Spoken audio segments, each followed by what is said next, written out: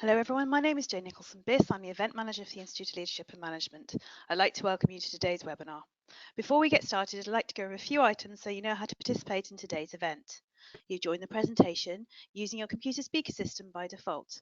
If you'd prefer to join over the telephone, just select telephone in the audio pane and dial-in information will be displayed.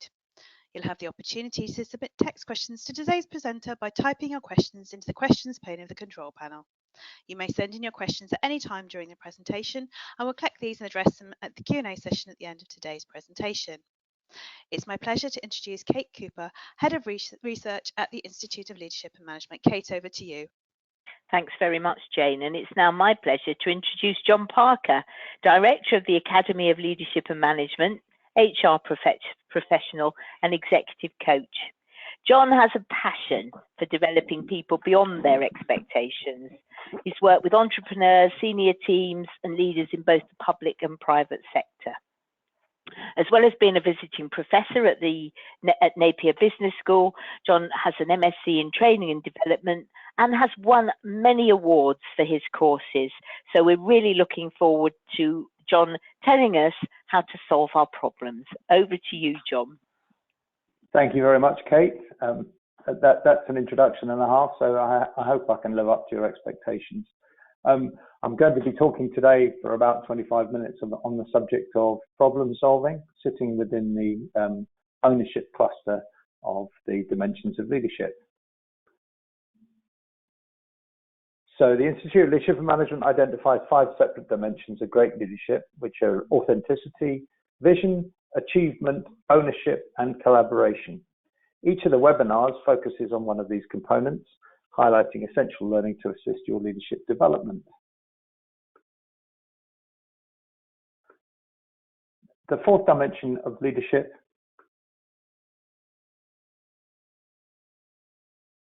is ownership. Great leaders take responsibility for their own actions and interactions. They use intuition, are decisive, solve problems, continuously learn, and are known for their reliability. So aspects of ownership are sit within these dimensions, and we're going to be looking at problem solving. The biggest single issue relating to problem solving, in my experience, is mindset. A positive one leads to the answer is yes, now what's the question? Whereas a negative one leads to the answer is no, now what's the excuse? There's also that old anecdote around how do we get from where we are to where we want to be, and if you're not careful and you have an inappropriately focused mindset, you can get to the answer, we shouldn't have started here. And then you end up talking around what you would have liked to have done rather than what you need to do. By adopting a can-do attitude and a solution-focused approach, you lead to ownership of the problem and, more importantly, leads to achievement and solutions. So there are 3 stages in the process of problem solving: defining the problem, analyzing the gaps, and applying a solution. Within this, there's also room for both objective analysis and intuition, and we'll take a look at both of those later on. Some of the best problem solvers rely in part on what you might call gut feel. By combining this with a more objective approach and allowing others into the process, you can make intuitive leaps that are subsequently backed up by solid analysis.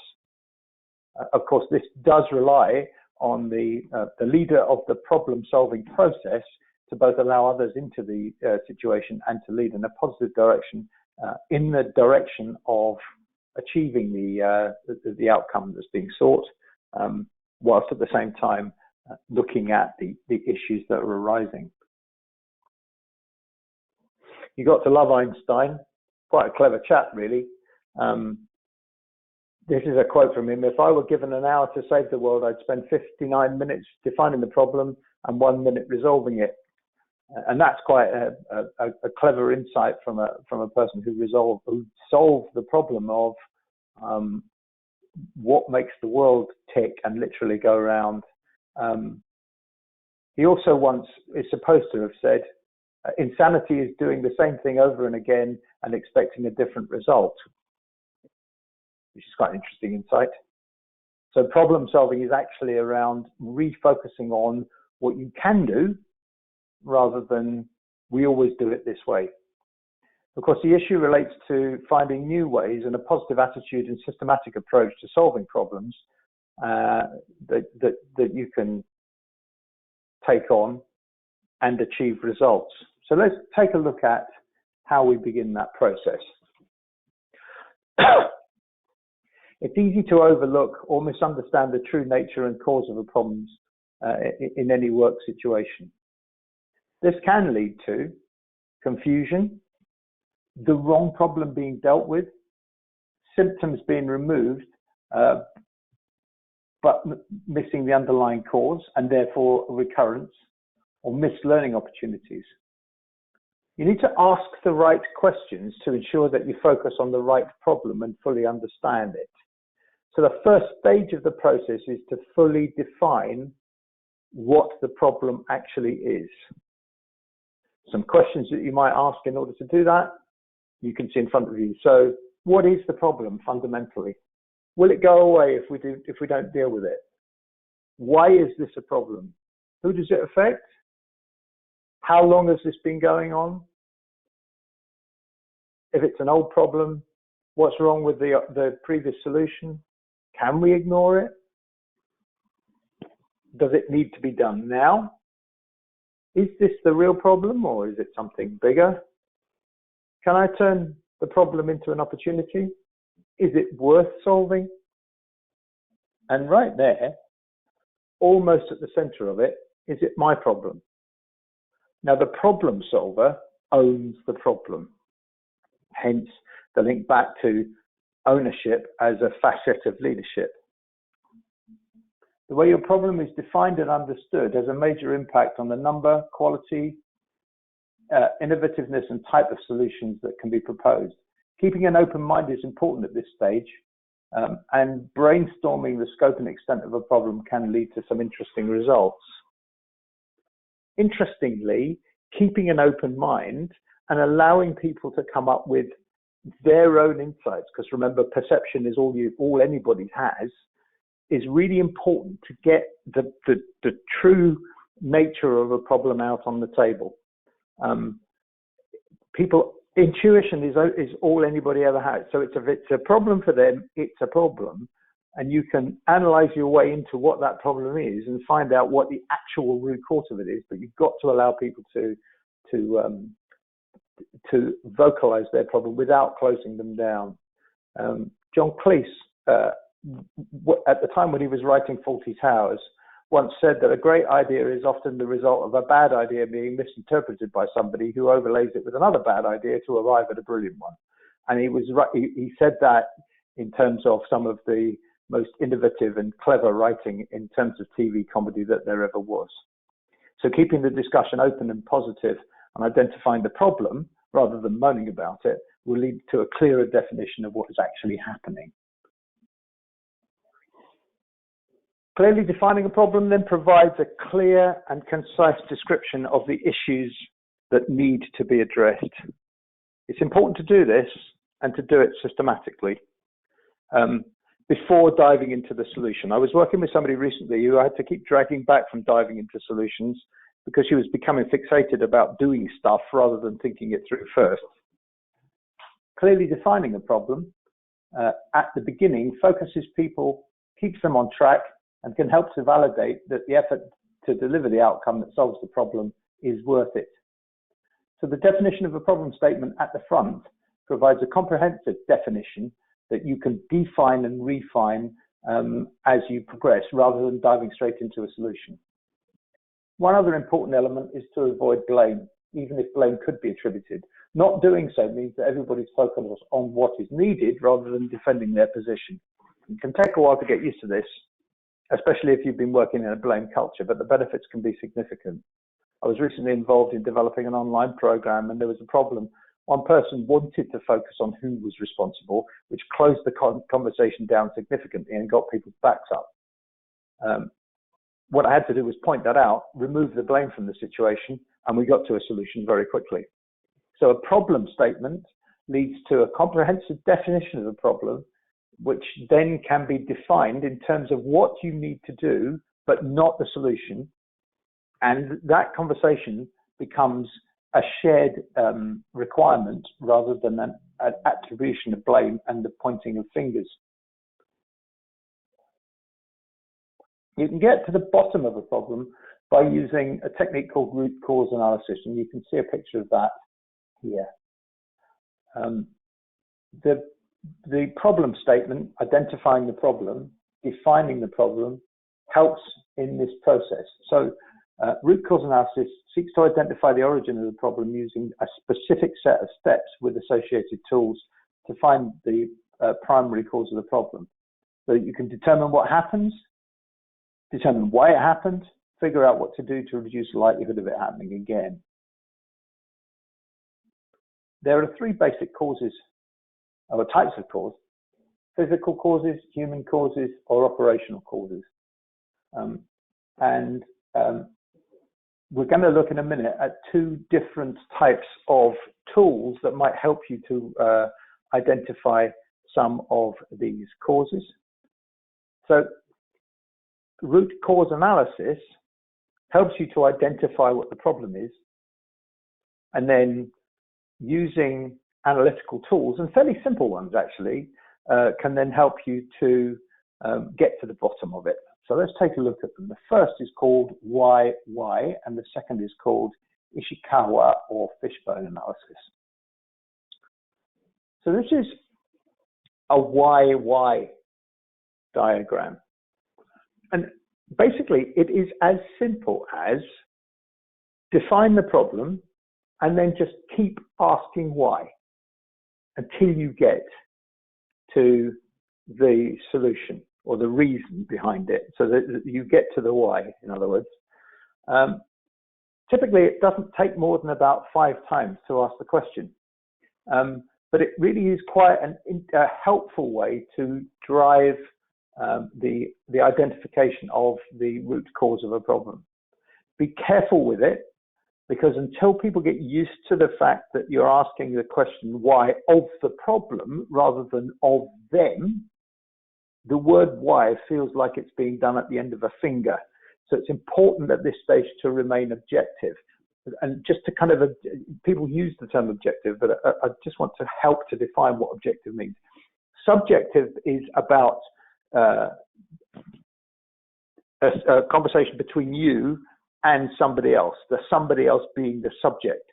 Objective is about something that's in between us, be it 2 people or a group of people. So being objective means focusing on the thing in the middle rather than on the person that's on the other side of it. So to remain, and it's worth, especially if you're asking what can be an aggressive question like why, it's worth making that statement right at the start. So the problem becomes the object, and then the conversation is about the object and therefore remains objective. And if you as the leader feel it becoming subjective, then part of what you need to do is to refocus the conversation on the object and then drill down into the why. So you can see on here just some very simple examples. Poor quality leading to the why is low grade materials, poor design, poor workmanship. Poor production processes might be about poor quality control, poor handling, poor testing. High costs might be about overstaffing, inefficient stock control, non-standard components. And then if you drill down into the why of that again, so let's pick one of those. Why are we overstaffed? Because historically we haven't dealt with people in the way that we should have done, and we've just allowed for people to be doing roles and to become underproductive. Why have they become underproductive? Because we haven't clearly defined the things that we need people to do. And why has that happened? Well, because it has. So then it becomes, what are we going to do about it? We're going to redefine those roles, and we're going to look at the cost structures associated with it. And you can see, actually, that was 5 steps. So we got to the why of the overstaffing, which then we can then work out what the problem is and what we're going to do about it, more importantly.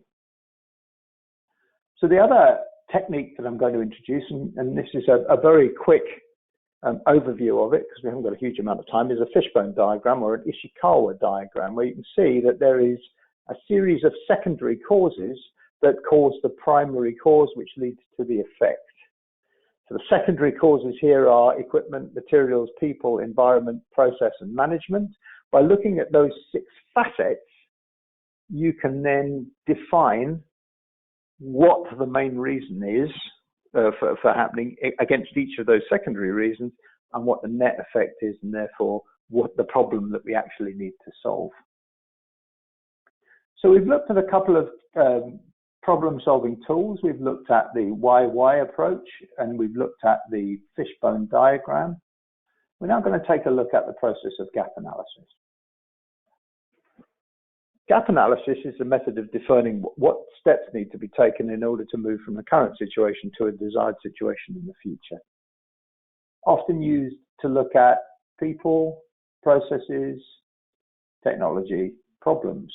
So people, what skills or resources are missing, what roles are not clearly identified, processes, what processes are not efficient, are there any duplicated or unused steps, are there any handovers lacking, are the processes not well defined, technology, what capability are we short of, what systems are incompatible, and problems, what's happening now, what needs to happen. So just some thoughts about what it is that is actually causing the problems, the gap between where you are and where you want to be. You find gap analysis particularly useful at the start of problem solving. It can also be used at any stage to assess progress and compare your actual situation with your desired situation. I use this a not dissimilar approach in the process of coaching, which I call end-on thinking. If you place yourself in the desired state and look back, you can define the key points where problems have occurred and or are likely to occur. You might not be there yet, and then define what the issues are that need to happen, which then leads to an action plan. I did this with a young 16-year-old lad once, and he ended up getting into the best university for accountancy on his way to what I'm absolutely certain will be a high-flying career. That young lad happens to be my now 21-year-old son, and the process definitely worked for him. So the gap analysis process, determine the current situation. Where are we now? What does it look like? Where do we want to be? If the problem can be solved, what would the solution look like? And therefore, what's the goal? And what's the gap? So it really is, how can we close it? What are the steps? And how far and how fast can we do it? And who needs to do it? So again, just looking back at that gap analysis process, step into the desired state, look back at the current state, look at each of the key factors that are causing the problem, work out how you're going to deal with those key factors, and put together an action plan that relates into dealing with the gaps in the process. And so that provides you with quite a useful a vision of how to go about doing that. So you've identified what the problem is by openly discussing it, by not attributing blame. You've identified the facets of the problem by continually asking, why is this happening, and looking at a series of issues.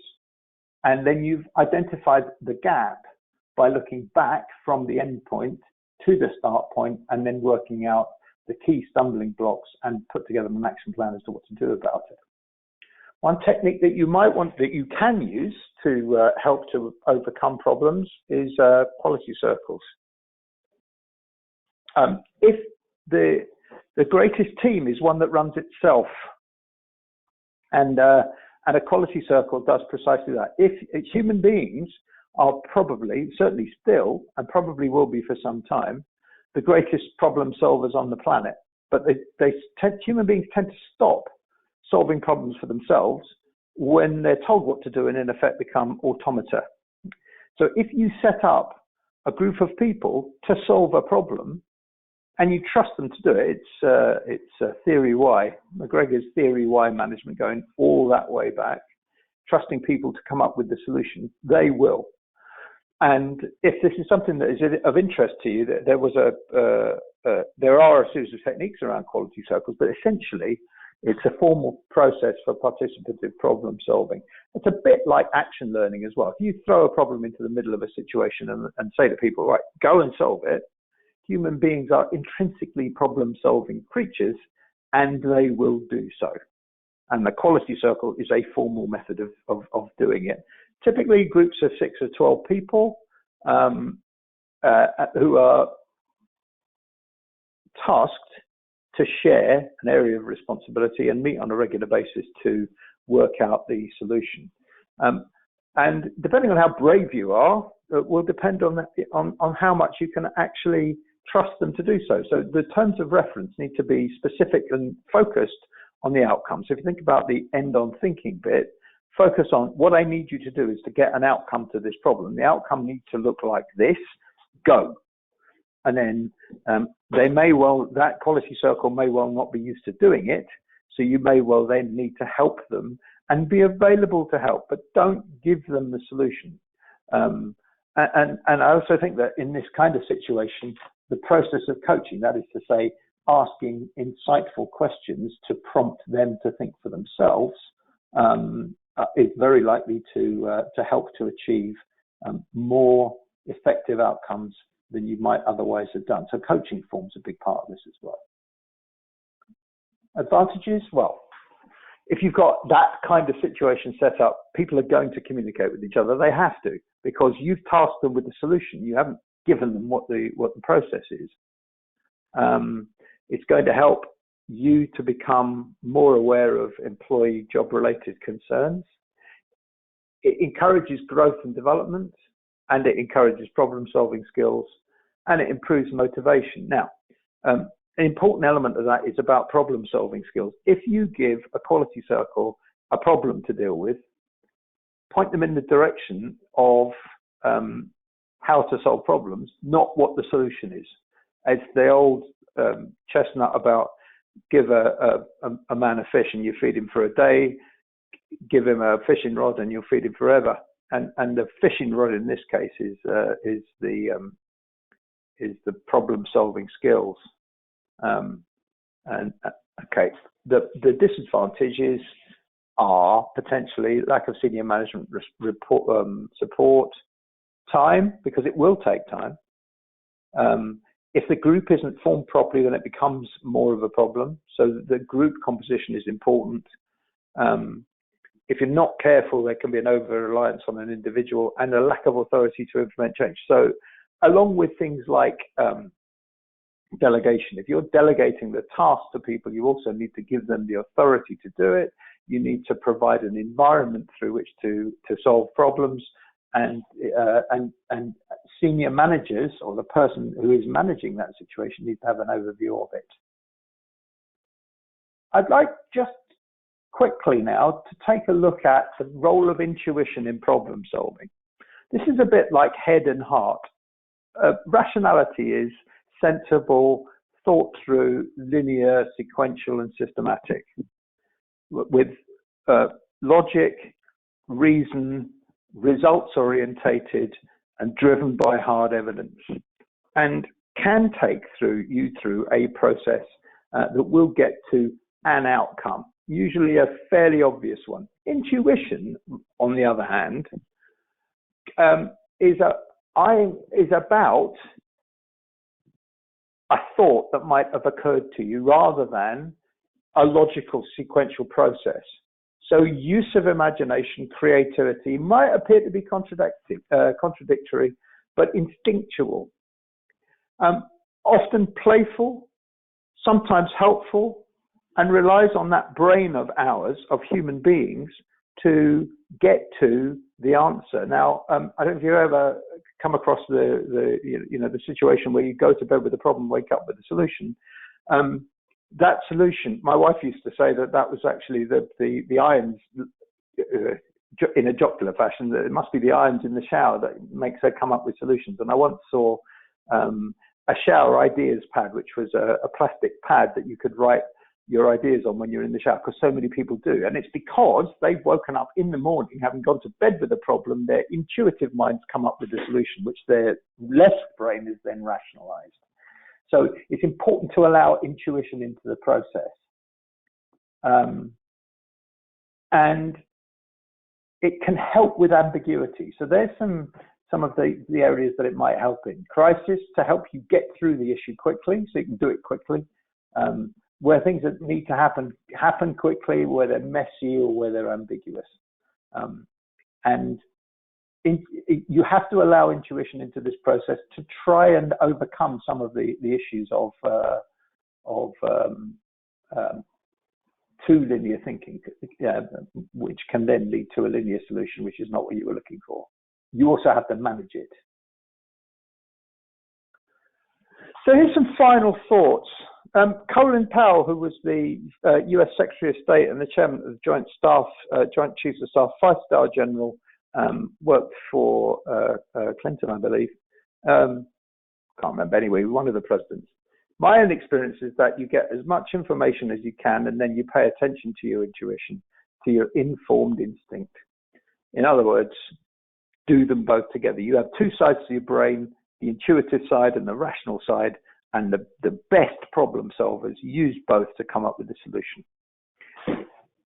Thank you for listening. There are some references there which you might find helpful, and in terms of thinking about problem solving. By all means, go and have a look. Also have a look at the massively helpful materials on the Institute of Leadership and Management website.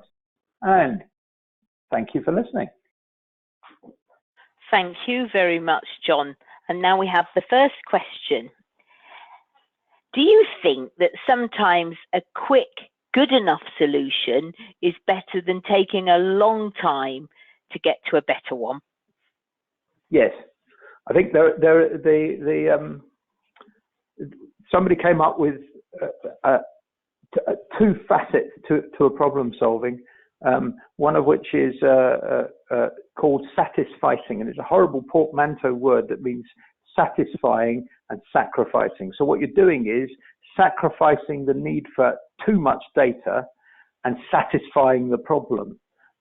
It's what entrepreneurs do. Entrepreneurs can't see the whole set of problems in front of them, but what they can see, and if you visualize this, what they can see is the solution that they're looking for and sufficient of a path to be able to step in places where they can see that it's safe, knowing that when they hit a problem, they can use their problem-solving skills to overcome the problem. So you don't need to have the entire solution to a problem to embark on the solution. What you do need to have is a vision of the end and sufficient of understanding of the steps and the gap to be able to navigate between where you are and where you want to be. Another question, in your experience, do some people rush to decisions or solutions because they hate not having an answer? Yes, indeed. That was the issue that I alluded to earlier on. There was a woman that I was working with who couldn't get to see the big picture because what she needed to do in her own head was to get into doing something rather than looking at it. So it's the opposite of the question previously. It's an inability to see that big picture. So there's definitely a balance to be struck between thought, where you can get stuck, and action, where you can get clogged down because you haven't thought it through. And the final question, do you agree with the Chinese, the idea that a problem is really just an opportunity, or do you think that's something that we're told that sounds good but we don't really believe? Yeah, I definitely do. My mantra is always, the answer is yes, now what's the question, rather than the answer is no, now what's the excuse. If you take what you called the Chinese view there, what you end up with is, I will get to this. I don't quite know when, but I will. I've taken situations where, for example, around about, probably 30 years ago, no, 25 years ago, my business partner and wife came up with the thought of having an online business and enterprise management, business and enterprise academy. And the technology just couldn't keep up with it. We now have it, and we thought at the time, intuitively, we're going to do that one day. We just don't know when. So the answer is yes. Now, what's the question? The question was, can we do it? The answer to that was not no, but not yet. So let's just keep looking at it until we get to yes. So if you take that attitude, you will be, in my personal experience as well as opinion, much more successful than if you take the attitude, the answer is no, now what's the excuse? Well, on that totally positive note, it's for me to thank you very much for sharing your insights today and telling us much more about problem solving, and handing back to Jane, who's going to tell everybody what to do to finish their role in the webinar. Thank you, Kate. Thank you, John. Thank you, Kate. And thank you, everyone, for attending today's webinar. Once you leave today's webinar, you'll receive a survey on the presentation, and we'd appreciate it if you complete this and provide your feedback. You'll also receive a follow-up email within 24 hours with a link to the recording of today's webinar. And on behalf of the Institute of Leadership and Management and our presenters, thank you for joining us today, and enjoy the rest of your day.